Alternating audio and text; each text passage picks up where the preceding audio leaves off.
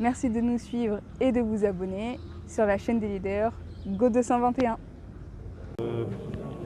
Féliciter Mahawa, féliciter les enfants de Sundulu qui ont bien voulu faire une donation en offrant la Kora majestueuse de Sundulu au public, en la mettant dans cette Kora-là dans un musée. Vous me permettrez d'abord de parler de l'œuvre de Sundulu.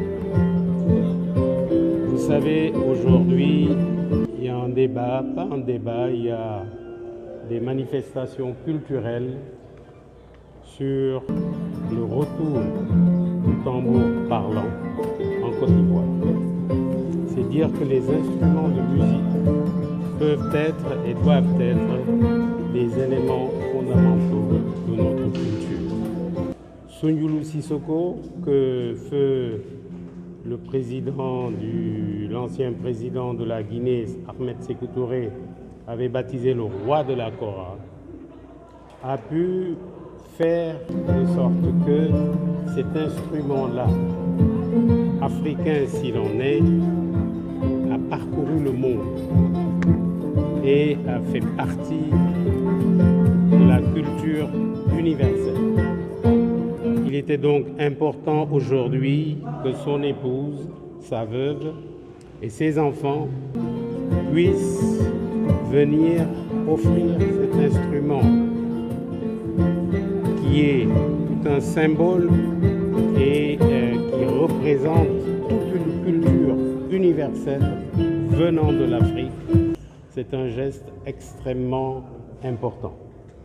Et d'ailleurs, je leur ai suggéré de tout faire pour aller présenter à son Excellence, Monsieur le Président de la République, cette Kora, qui est un élément fondamental de notre culture à nous.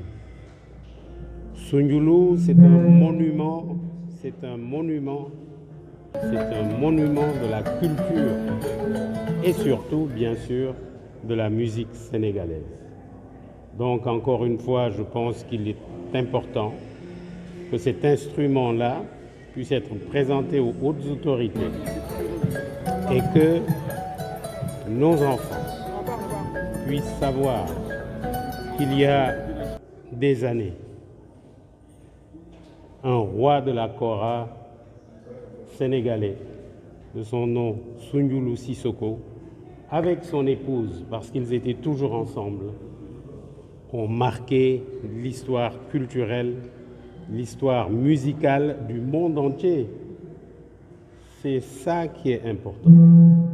Donc, encore une fois, je lui rends un hommage plus que mérité. Il a fait de la Kora un instrument universel. Et ça, c'était important de le rappeler. Je vous remercie. Merci, monsieur.